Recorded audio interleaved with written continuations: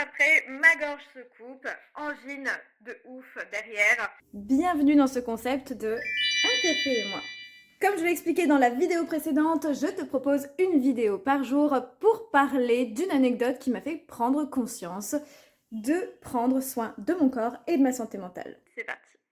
Très récemment, j'ai eu la chance d'aller à un concert et j'étais en très bonne compagnie pour y aller. Simplement, moi, ma tête et ma santé mentale, on n'y était pas. Pourquoi ? J'étais pas dans un jour spécialement propice à être sociable et c'est vraiment très mal tombé, mais on peut pas contrôler ce genre de choses. Quand on a un trop plein d'émotions et une jauge émotionnelle et sociale qui n'a pas été respectée, c'est un petit peu compliqué du coup de pouvoir maintenir sa capacité sociale.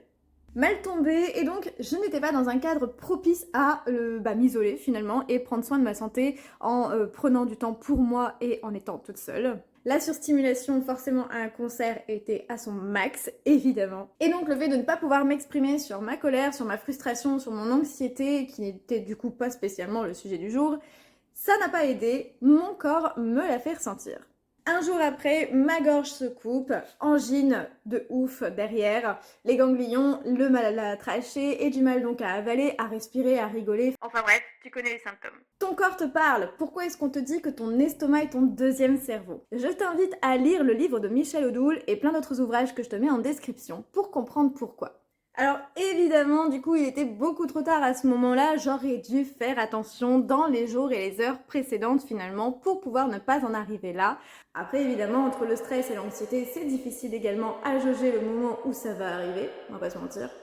Mais c'est pour ça que je vous conseille vraiment de faire attention et de prendre une pause dans la semaine si vous avez un événement hyper important et très sociable avec du monde, du bruit, de la lumière qui est prévu dans les jours à venir. Prenez une pause, faites attention, simplement reposez-vous et recentrez-vous sur vous-même. Lisez un livre, coloriez, allez vous promener, faites du sport, ça vous permettra de vous recentrer sur vous-même et de décharger un peu ce trop-plein de surstimulation que vous avez pu avoir et encaisser dans les jours précédents.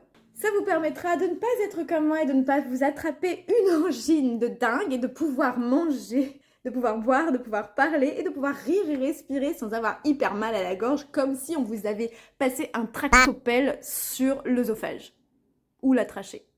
Si ce genre de contenu et d'explication de somatisation entre corps et esprit et émotion te parle et te plaît, surtout déjà mets un petit cœur.